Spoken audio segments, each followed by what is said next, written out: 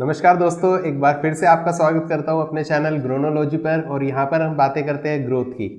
आज की वीडियो हमारी फाइनेंशियल मैनेजमेंट सीरीज की पार्ट 3 की वीडियो है और इसमें फाइनली हम कैलकुलेट करना सीखेंगे कि कैसे हम अपने गोल्स को प्लान कर सकते हैं और उनके लिए जो भी इन्वेस्टमेंट आज हमें करनी है उसको कैसे करना है, कहाँ पर करना है, सीख सकते हैं। ठीक है, तो सबसे पहले हम बात करते हैं कि ये लाइफ के मेजर गोल कौन से होते हैं। मैं समझता हूँ सबकी अपनी पर्सनल कुछ ना कुछ गोल्स हो सकते हैं, लेकिन कुछ एक गोल्स ऐसे हैं जो कि सबके लिए कॉमन होते हैं। जैसे कि अगर मैं बात करूँ तो रिटायरमेंट की। रिटायरमेंट एक ऐसा गोल है कि सबको प्लान करना चाहिए, और क्योंकि हम एक समय पे काम नहीं कर पाएंगे, उस समय हम कैसे सर्वाइव करेंगे उसको हमें आज ही प्लान करके मैनेज कर लेना चाहिए। सेकंड जो एक इम्पोर्टेंट गोल मैं समझता हूँ वो है अपने बच्चों की हायर एजुकेशन। कई बार ये देखा गया है कि जो हायर एजुकेशन के लिए फ़ीस रिक्वायरमेंट होती है उसके ना होने से जो डिज़र्विंग स्टूडेंट होता है वो उस पढ़ाई को नहीं कर पाता और अपनी लाइफ में एक अच्छी जगह पर प्लेस नहीं हो पाता। तो बेटर है कि हम आज अपने बच्चों की हायर एजुकेशन प्लान करें, उसके लिए कुछ सेविंग करना स्टार्ट करें, ताकि जब उस एजुकेशन का समय आएगा तो हम इजी से अपने बच्चों को एक अच्छी एजुकेशन दे पाएंगे और उनको अच्छी एक जगह पर पहुंचा सकते हैं।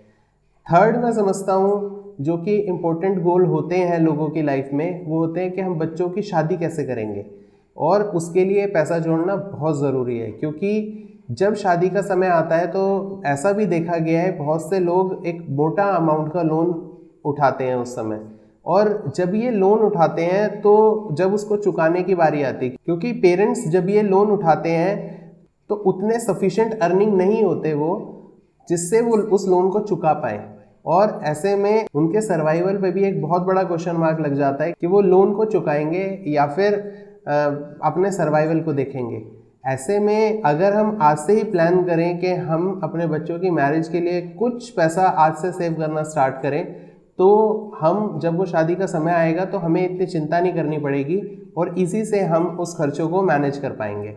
फोर्थ, मेरी नज़र में मैं समझता हूँ कि हर किसी की इच्छा ये ज़रूर होगी, जो भी आज पेरेंट्स हैं, कि वो अपने बच्चों के लिए एक लेगेसी छोड़ कर जाएँ। जैसे कि कुछ एक वेल्थ क्रिएट करके जाएँ। कुछ लोग प्रॉपर्टी बनाना पसंद करते हैं, कुछ लोग अपने बच्चों को कुछ देना पसंद करते हैं कि जब वो यहाँ से जाएँ तो अपने बच्चों को कुछ एक गिफ्ट के तौर पर कुछ चीज़ दे पाएँ। इसके लिए भी हम आज से यदि प्लान करें तो एक अच्छा बड़ा अमाउंट हम अपने बच्चों को दे पाएंगे। ये जो फोर्थ गोल है इसको मैं एक सेपरेट वीडियो में कवर करूँगा, और जो कि हमारी फाइनेंशियल मैनेजमेंट की पार्ट 4 की वीडियो में मैं बताऊंगा आपको, जिसका टाइटल होने वाला है वन सिप फॉर जनरेशंस। हाँ, आपने सही सुना, एक SIP हम करेंगे जो कि मेरी जनरेशंस तक में काम आएगा। यानी मैं आज एक ऐसा अमाउंट अपने बच्चों को दूंगा, और अगर मेरे बच्चे उस अमाउंट को तरीके से इस्तेमाल करेंगे तो सच में वो अमाउंट जनरेशंस तक में ख़त्म नहीं होगा। अच्छी लगी ये बात तो जल्दी से लाइक बटन दबा दो और सब्सक्राइब ज़रूर कर देना, क्योंकि जब ये वीडियो आएगी तो आपको सबसे पहले उसका नोटिफिकेशन मिल जाएगा। तो अब बात करते हैं अपने रिटायरमेंट को हम कैसे प्लान कर सकते हैं। आज रिटायरमेंट को प्लान करने के लिए हम क्या देखते हैं, रिटायरमेंट का मैं थोड़ा सा कंसेप्ट आपको समझा देता हूँ कि मान लीजिए कि आज मेरी एज 30 ईयर्स है और मेरे पास अगले 30 साल हैं अपनी रिटायरमेंट के लिए कुछ पैसा इकट्ठा करने के लिए। तो सबसे पहले मैं ये देखूंगा कि आज मेरा मंथली स्पेंड क्या है। मान लीजिए एग्जाम्पल के तौर पे मैं आज 20,000 रुपये में अपना खर्चा चलाता हूँ, तो वो जो 20,000 है वो आज के 30 साल बाद, क्योंकि जब मैं रिटायर होऊंगा तो वो खर्चा 20,000 में तो नहीं हो पाएगा, तो वो कितने अमाउंट में वो खर्चा हो पाएगा। तो हम 6% इन्फ्लेशन लेकर हम ये देखेंगे कि वो अमाउंट कितना होगा। मीन्स जब मैं 60 साल का हो जाऊंगा उस वक्त मुझे हर महीने कितना पैसा चाहिए होगा अपने बेसिक नीड्स के लिए। फिर हम कैलकुलेट करने की कोशिश करेंगे कि वो जो अमाउंट है जो कि 60 साल में हमें रिक्वायर होगा हर महीने, तो हम अपनी रिटायरमेंट तक कितना पैसा इकट्ठा कर लें कि हम उसमें से वो अमाउंट निकालते रहें। और जब हम 80 साल, मैं समझता हूँ हमारा लाइफ स्पेन 80 ईयर्स हम मान सकते हैं। बहुत से लोग हैं जो इससे ज़्यादा भी जिएंगे और ज़रूर जीना भी चाहिए, लेकिन एक कैलकुलेशन के तौर पे हमें अपनी लाइफ का स्पैन तो लेना पड़ेगा। तो मैंने कैलकुलेशन के लिए उसको 80 ईयर्स माना है कि मैं 60 साल की उम्र में रिटायर होऊंगा और 80 साल तक मैं जीवित रहूंगा। और जितने समय मतलब इस 20 साल में मैं उस अमाउंट को जो कि मेरे को हर मंथ में रिक्वायरमेंट है, उस अमाउंट को उस बड़े कॉर्पस से जो मैंने इकट्ठा किया था इन 30 सालों में, 30 से 60 साल की उम्र में, उस अमाउंट को में से मैं उस मंथली खर्चे को निकालता रहूँगा और 20 साल के बाद मीन्स जब मैं 80 साल का हो जाऊँगा वो अमाउंट ज़ीरो हो जाए। ठीक है, कंसेप्ट समझ गए? नहीं समझे तो जब हम कैलकुलेशन करेंगे तो बेटर से समझ में आएगा। तो आइए शुरू करते हैं। तो हम आ चुके हैं मेरी कंप्यूटर स्क्रीन पर और यहाँ पर मैंने एक एक्सेल शीट बनाई है जिसमें मैंने कुछ कॉलम्स बनाए हैं। मैं समझा देता हूँ इस कॉलम्स में क्या मैंने लिखा है। सबसे पहले मैंने लिखा है करंट मंथली स्पेंड, कि मैं आज कितना पैसा खर्चता हूँ हर महीने। तो मैंने वहाँ पर लिखा है 20,000, मीन्स 20,000 मेरे को मेरी बेसिक नीड्स को पूरा करने के लिए ज़रूरी है। अभी बहुत सारे लोगों का इससे ज़्यादा भी हो सकता है, लेकिन अगर मैं बेसिक नेसेसिटीज़ की बात करूं तो उसके लिए 20,000 का खर्चा इज़ मोर देन सफिशिएंट। तो 20,000 अगर मैं आज खर्चता हूं और मेरी आज एज 30 ईयर्स है, तो ईयर्स टिल रिटायरमेंट मीन्स 60 साल की उम्र होने मेरे पास कितने साल बचेंगे? 30। इन्फ्लेशन रेट हमने यहाँ पर लिया है 60 ईयर्स का। मंथली स्पेंड एट 60 एट मतलब मंथली स्पेंड एट 60 मीन्स ये जो 20,000 है, अगर इस पे 6% का इन्फ्लेशन लगे तो ये पैसा कितना हो जाएगा? तो अगर हम इसको देखें 6% का इन्फ्लेशन लगने के बाद मेरे को उस वक्त जो खर्चा मैं आज 20,000 में कर रहा हूँ, आज से 30 साल बाद वो खर्चा करने के लिए मुझे 1,14,870 रुपये खर्चने पड़ेंगे। ठीक है, और वही खर्चा जब मैं 80 साल का हो जाऊंगा तो उस समय मेरे को 3,68,403 रुपये खर्चने पड़ेंगे।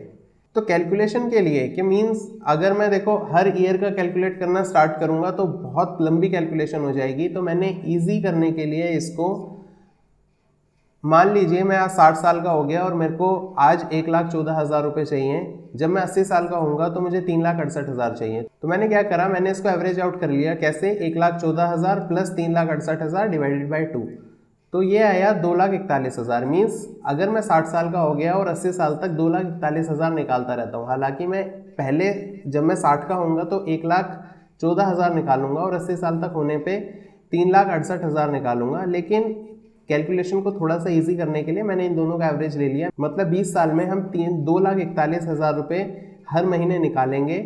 ठीक है, नेक्स्ट कॉलम जो मैंने बनाया है वो है प्रेजेंट सेविंग का। मतलब मेरे पास आज कितना पैसा है, तो हो सकता है मेरे पास आज ज़ीरो अमाउंट हो। ठीक है, तो मुझे अपने रिटायरमेंट तक कितना पैसा चाहिए? अगर मैं हर महीने 2,41,000 रुपये निकालता हूँ तो नेक्स्ट कॉलम में amount required at age of 60, तो मुझे चाहिए होंगे 2,75,34,672। मीन्स 2,75,00,000 तक मेरे को एक अमाउंट इतना चाहिए जिसको मैं एक जगह पर सेव कर दूं। और जब मैं इस अमाउंट को सेव करूं तो 60 साल से 80 साल तक मैं 2,41,000 रुपये हर महीने इसमें से निकालता रहूँगा और 80 साल की उम्र में ये पैसा ज़ीरो हो जाएगा। ठीक है, अब मैंने इन डिफरेंट कॉलम्स में ये लिखा है कि amount required for monthly SIP means मैं कितने हर महीने आज इन्वेस्ट करूं, किस जगह पर करना पड़ेगा मुझे कि ये 2,75,00,000 रुपये इकट्ठे हो जाएं। तो अगर मैं बैंक FD में अपना पैसा रखता हूं तो मुझे 33,000 रुपीज़ पर मंथ आज से इन्वेस्ट करना स्टार्ट करना पड़ेगा, ताकि मैं जब 60 साल का हूं तो मेरे पास 2,75,00,000 रुपये इकट्ठे हो जाएं। अब बैंक FD के अंदर जो इंटरेस्ट रेट हमने लिया है वो है 5% का। पोस्ट ऑफिस के अंदर जो हमने इंटरेस्ट लिया है वो लिया है 7% का, कि इजीली हमें 7% मिल जाता है। और 7% का इंटरेस्ट रेट मिलता है मुझे कहीं पर, तो मुझे 22,000 रुपये हर महीने इन्वेस्ट करने पड़ेंगे ताकि वो अमाउंट अगले 30 साल में 2,75,00,000 रुपये हो जाए। डेट फंड्स में हमें 9% तक का रिटर्न मिल जाता है, तो यहाँ पर हमें सिर्फ 15,000 रुपये मंथली इन्वेस्ट करना पड़ेगा।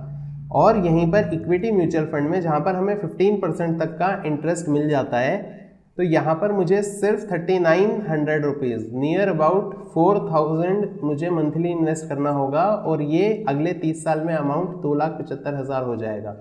अभी आपके मन में डाउट आ रहा होगा कि 15% कैसे, तो इसके ऊपर भी मैं एक वीडियो बनाने वाला हूँ जिसमें मैं आपको बताऊंगा कि कैसे हम 15% इंटरेस्ट इजीली ले सकते हैं लॉन्ग टर्म में।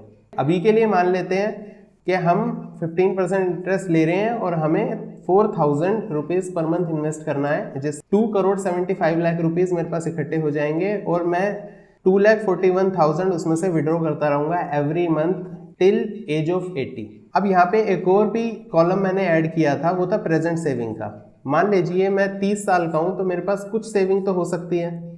तो मैंने अगर यहाँ पर मान लीजिए 2 लाख रुपए ऑलरेडी सेव किया हुआ है, तो मुझे सिर्फ इक्विटी म्यूचुअल फंड में 1400, जहाँ पर मैं 4,000 इन्वेस्ट कर रहा था, वहाँ पर मुझे सिर्फ 1400 रुपीज़ इन्वेस्ट करने पड़ेंगे।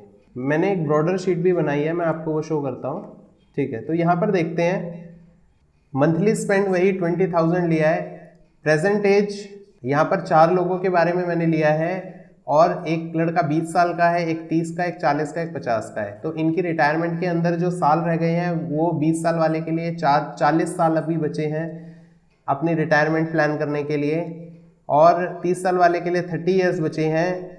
40 ईयर्स की जो एज है जिसकी, उसके पास 20 साल बचे हैं और 50 साल वाले के लिए के पास 10 साल है। अभी क्या होगा कि जो खर्चा 20 साल वाला आज 20,000 रुपये में कर रहा है, 40 साल बाद वो खर्चा करने के लिए उसको 2,05,000 रुपये खर्चने पड़ेंगे। ठीक है, ऐसे करके जो आज 50 साल की एज में है उसको 10 साल बाद वो 35,000 रुपये उसको खर्चा करना पड़ेगा 6% इन्फ्लेशन के हिसाब से। ठीक है, और 80 की एज में उसको 20 साल वाले को यही जो होगा 6,60,000 के आसपास करना पड़ेगा। ठीक है, ऐसा ही मैंने इसमें भी एक एवरेज निकाल लिया है। अभी क्या होता है कि जो 20 साल का कोई व्यक्ति है उसके पास सेविंग्स नियरली ज़ीरो ही होती है। कोई 30 इयर्स का है उसके पास सेविंग कुछ हो जाती है, 1-2 लाख रुपए इकट्ठे कर लेते हैं। 40 साल वाले के पास 3-4 लाख रुपए हो जाते हैं और 50 साल वाले के पास 8-10 लाख रुपए इकट्ठे होते हैं, ऐसा मैं मान लेता हूँ। इनको जो अमाउंट रिक्वायर चाहिए होगा, 20 साल वाले को चाहिए होगा 4,48,00,000 रुपए और 50 साल वाले को सिर्फ 78 लाख रुपीज़ चाहिए। लेकिन इसको 78 लाख रुपीज़ इकट्ठा करने के लिए भी पर मंथ 12,000 देना पड़ेगा। लेकिन जो 20 साल वाला है उसको 4,48,00,000 इकट्ठा करने के लिए भी पर मंथ सिर्फ 1,446 रुपये देने पड़ेंगे। 15% के रेट ऑफ इंटरेस्ट पे मैंने इन सबको कैलकुलेट किया है। तो आप देखिए, जो मैं फ़र्क आपको बताना चाह रहा हूँ कि जितना जल्दी हम स्टार्ट करते हैं उतना कम अमाउंट हम सेव कर सकते हैं एवरी मंथ और अपनी रिटायरमेंट को प्लान कर सकते हैं। ये शीट मैं आपके साथ शेयर कर दूंगा। आप देख रहे होंगे इसमें मैंने कुछ बॉक्सेस को ऑरेंज किया हुआ है। तो जब मैं आपके साथ शेयर करता हूँ शीट को, आप इसकी कॉपी बना लेना और जब आप इसको अपनी एज को, जब आप यहाँ पे अपनी एज और अपना करंट स्पेंड लिखेंगे और अपनी सेविंग्स लिखेंगे, तो सिर्फ ऑरेंज बॉक्सेस को ही आपको एडिट करना है, बाकी किसी बॉक्स को एडिट मत करना, नहीं तो वो कैलकुलेशन ख़राब हो जाएगी। परसेंटेज, हाँ अभी परसेंटेज अगर आप यहाँ पर कुछ अलग करना चाहते हैं तो उसको कर सकते हैं, कोई इशू नहीं है। लेकिन अगर ऑरेंज बॉक्सेस को एडिट करेंगे तो इजी से इस शीट को आप यूज़ कर पाएंगे। लिंक डिस्क्रिप्शन में मैं डाल दूंगा। सेकंड हम देखते हैं कि हम अपने बच्चे के लिए अगर एजुकेशन प्लान करना चाहते हैं तो उसमें मुझे सबसे पहले अपने बच्चे की प्रेजेंट एज देखनी पड़ेगी कि आज मेरा बच्चा अगर 1 साल का है और कितने साल की एज में वो हायर एजुकेशन के लिए तैयार होगा। मैंने कैलकुलेशन के लिए उसको 21 मान लिया है कि जब भी कोई MBA वगैरह स्टार्ट होती है तो ग्रेजुएशन के बाद ही होती है और 21-22 साल की एज हो जाती है स्टूडेंट की। तो उसके पेरेंट्स के पास उसके एजुकेशन प्लान करने के लिए 20 साल बचे। मान लीजिए अमाउंट रिक्वायर्ड फॉर एडमिशन जो आज का है वो 25 लाख रुपए है। कोई ऐसे कॉलेज में जिसमें हम MBA कराना चाहते हैं अपने बच्चे को या कोई और कोर्स कराना चाहते हैं, उसकी जो कोर्स फी है आज की डेट के हिसाब से 25 लाख है। तो जब मेरा बच्चा 21-22 साल का हो जाएगा, जो कि आज 1 साल का है, यानी 20-22 साल बाद, तो 25 लाख रुपए तो नहीं लगेंगे, फीस बढ़ चुकी होगी। तो इन्फ्लेशन जो हमने लिया है वो 6% का लिया है, और अगर जो फीस आज 25 लाख रुपए लग रही है उस समय में वो 80 लाख रुपए के आसपास हो जाएगी। प्रेजेंट सेविंग में देखता हूँ कि मेरे पास अपने बच्चे की क्या सेविंग है आज। मान लीजिए मेरे पास कोई सेविंग नहीं है, ज़ीरो है, तो मैं यहाँ पर ज़ीरो डाल दूंगा। कुछ सेविंग है अगर आपके पास तो आप यहाँ पर उसको लिख सकते हैं। और मैंने फिर से 4 इन्वेस्टमेंट ऑप्शन आपके सामने रखे हैं। बैंक FD में अगर मैं इन्वेस्ट करना चाहता हूँ तो मुझे 19,500 रुपये हर महीने देने पड़ेगा, तब वो अमाउंट बढ़ के 20 साल में 80 लाख रुपए मेरे पास इकट्ठा हो जाएगा। अगर मैं पोस्ट ऑफिस में रखता हूँ तो 15,000 रुपीज़ मेरे को देने पड़ेंगे। डेट म्यूचुअल फंड में 12,000, लेकिन इक्विटी म्यूचुअल फंड में सिर्फ 5,300 में मेरा काम हो जाएगा। समझ गए? अब यहाँ पर इतना क्यों कम लगता है? क्योंकि यहाँ पर हमें रेट ऑफ रिटर्न अच्छा मिल जाता है, 15% के आसपास रेट ऑफ रिटर्न मिल जाता है। अब ये मत सोचना कि ये कैसे मिलता है, मतलब अब इसके लिए ज़्यादा कंफ्यूज नहीं होना, सिर्फ एक सब्सक्राइब बटन दबाना है आपको, और आगे आने वाली वीडियो में मैं आपको बताऊंगा कि हमें कैसे 15% रिटर्न इजीली मिल सकता है। नेक्स्ट में हम अपने बच्चे की मैरिज को प्लान करेंगे कि बच्चों की जो हमारी शादी होने वाली है उस शादी में हमें आज की डेट के हिसाब से कितना खर्चा चाहिए, वो खर्चा उनकी शादी के टाइम तक कितना हो जाएगा इन्फ्लेशन लग के, और हमें आज कितना सेव करना चाहिए कि जिससे हम इन्फ्लेशन को भी बीट करके और अपने बच्चे के लिए एक अमाउंट उसकी शादी के लिए हम इकट्ठा कर पाएँ कि जब वो खर्चा हमारे सर पर आए तो हम इजी से उसको कर पाए। जैसे मान लो मेरे बच्चे की आज एज है 3 साल एज है और उसकी शादी 28 साल की एज में मैं प्लान करता हूँ कि 28 साल की उम्र में वो हम उसकी शादी करेंगे। तो आज मेरे पास 25 साल बचे हैं उसकी शादी प्लान करने के लिए। मान लीजिए मैं आज की डेट के हिसाब से 40 लाख रुपए खर्च करना चाहता हूँ उसकी शादी पे, तो 25 साल बाद इन्फ्लेशन लग के वही खर्चा करने के मतलब वैसी ही शादी करने के लिए मुझे 1,71,00,000 रुपए चाहिए होंगे। प्रेजेंट सेविंग मेरे पास 0 है, आज मैंने कुछ नहीं सेव करा, आज से ही मैं अपनी SIP स्टार्ट कराता हूँ, तो मुझे बैंक FD में 28,800 रुपये डालने पड़ेंगे एवरी मंथ ताकि वो 1,71,00,000 रुपये हो जाए। पोस्ट ऑफिस में 21,000 रुपये, डेट फंड में 15,000, लेकिन इक्विटी फंड में सिर्फ 5,200 रुपीज़ देकर मेरे पास 1,71,00,000 का अमाउंट इकट्ठा हो जाएगा आफ्टर 25 ईयर्स। लेकिन अगर मेरे पास आज को सेविंग भी है और मैंने मान लीजिए 1 लाख रुपए की कुछ एक लमसम इन्वेस्टमेंट भी की है, तो मुझे मंथली सिर्फ 4,000 देना पड़ेगा। अगर मैंने 2 लाख रुपए की सेविंग कर रखी है तो और कम हो जाएगा। ठीक है, ये शीट भी मैं आपके साथ शेयर कर दूंगा। ध्यान रखिए, सिर्फ ऑरेंज बॉक्सेस को आपको एडिट करना है, अपने बच्चे की एज डालना, उसकी शादी किस उम्र में आप करना चाहते हो वो आपको यहाँ पर लिखना है, कितना पैसा आज की डेट में खर्च होगा वो यहाँ पर लिखना है, प्रेजेंट सेविंग आपके पास क्या है वो लिखनी है, और आपको सभी ऑप्शंस पता लग जाएंगे कि मेरे को कहाँ पर कितना पैसा डालना पड़ेगा अगर मैं अपनी बच्चे की शादी उतने पैसे से करना चाहता हूँ। तो आशा करता हूँ ये सब बातें आपको समझ में आई होंगी और आज से ही आप अपनी लाइफ के इन मेजर गोल्स को प्लान करना स्टार्ट कर देंगे। नेक्स्ट वीडियो में जो हमारी फाइनेंशियल मैनेजमेंट की पार्ट 4 की वीडियो है उसमें मैं आपको बताऊंगा कि हम कैसे अपने बच्चों के लिए एक अच्छा अमाउंट क्रिएट कर सकते हैं, एक वेल्थ क्रिएट कर सकते हैं उनके लिए, जो कि उनकी जनरेशन्स में काम आए। तो प्लीज़ इस चैनल को ज़रूर सब्सक्राइब कर देना ताकि जब वो वीडियो आए तो आपको उसका नोटिफिकेशन मिल जाए। और अगर आपको ये वीडियो अच्छी लगी और आपने इससे कुछ सीखा है, कुछ वैल्यू को पाया है, तो इस वैल्यू को ज़रूर अपने दोस्तों के साथ, रिश्तेदारों के साथ शेयर कीजिए ताकि वो भी अपने लाइफ के मेजर गोल्स को प्लान कर पाएँ और जब वो खर्चा उन पर पड़े तो उनको परेशानी ना हो, ईजी से उन खर्चों को कर पाएंगे। इसी के साथ इस वीडियो को ख़त्म करते हैं, मिलते हैं नेक्स्ट वीडियो में। तब तक के लिए नमस्ते। Thank you so much for watching.